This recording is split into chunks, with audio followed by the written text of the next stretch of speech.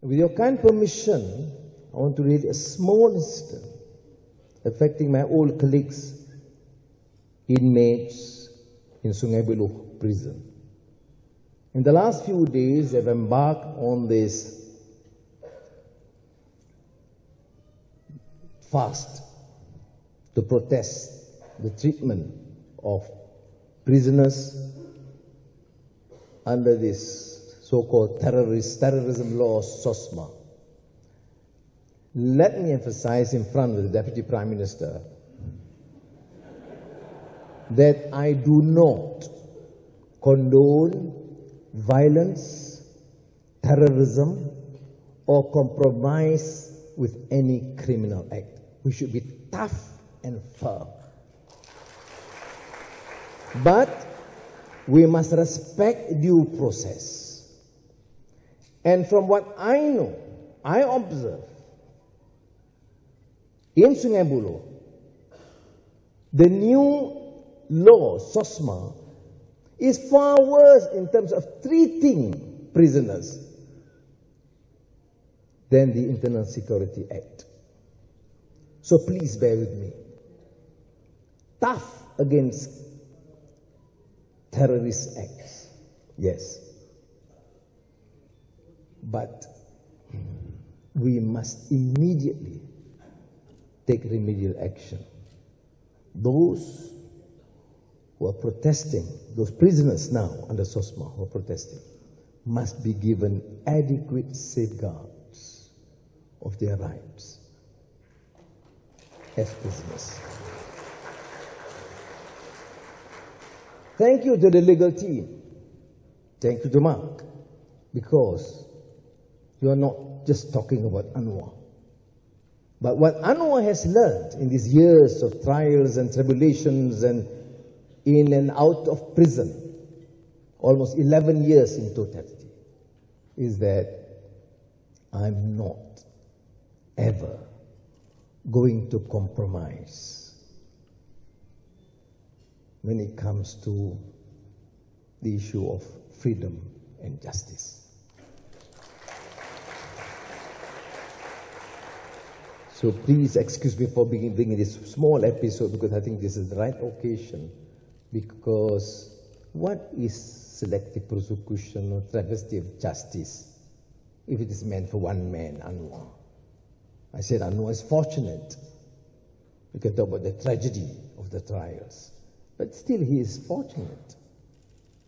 My black eye incident is known throughout the world, but there's so many others, hundreds, who have suffered and not known to anyone. But that's not justice, what justice is all about. Justice is to protect the right of every single person. I mention person because not only citizens. Citizens must be protected. But there are non-citizens and foreign workers who are treated like semi-slaves. And this has to end, at least in Malaysia.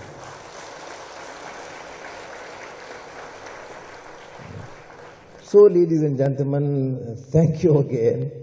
This is a remarkable evening. I mean, I was telling Aziza, look, can you imagine 5 months ago, 6 months, last year, it is unthinkable, unimaginable that you can see this peaceful transition taking place in this country. A very unique experience. Thank Allah subhanahu wa ta'ala, and thank all Malaysians who had the courage to effect this change. Not many countries can register this change without one life lost. And not many countries could see this change with the tenacity, the commitment of so many. You have Malays, Muslims, You have Chinese, Buddhists, Christians. You have Indian, Hindus. You have the Dayas and the Kadazans and the Muruts. All surprising. All political analysts, all the experts from the CIA to the SAVAKs or whatever, and suddenly see this phenomenal change that is somewhat unprecedented. You don't thank one person. Must give credit to Tun Mahathir. At 92 then, worked again with that resolve to support this agenda. But, you know, the most remote constituency in Malaysia is called Puncak Borneo. Is Willie here? Stand up, please. Everybody stand up. And this man, member of parliament from Keadilan, represents that constituency. And I had to be honest enough to admit to him. I said to him, many years ago in the last election, I said, you work hard, damn it, you must win. Although in my heart, I said, well, difficult. But when I was in prison, of course, at the rehab center, and said, Puncak Borneo, my friend, won. It is the most remote of the tribes. And they contributed immensely to this new Malaysian spirit. See, so let us have the humility to acknowledge that all of us, including the most remote, probably least educated in the modern sense, but they are not illiterate because they understand what's happening. They may not understand the impeccable English of Mark Trowell, but they understand what justice and freedom is all about.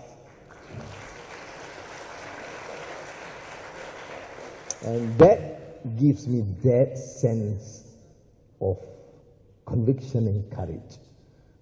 Where does it come from? I mean, in a way, crazy. I've said this before, that earlier on, upon my release in 2004, I can say first release, second release, so many releases.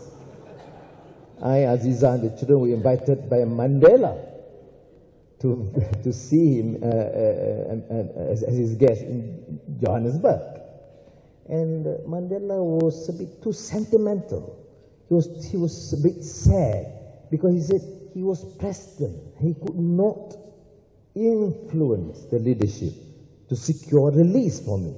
He was a bit sad. I said, Madiba, relax. Mine was just a short walk to freedom. It was 6 years. I didn't realize it was going to be 11. But then he said, Anwar, people like us must be, because especially when he saw children, Noah and Hannah and the rest of it, my kids were there, and he was very, I could sense he was a bit disturbed. He said, Anwar, we must be mad or crazy to do what we did. Because he was thinking that Aziza and the children suffered in the process.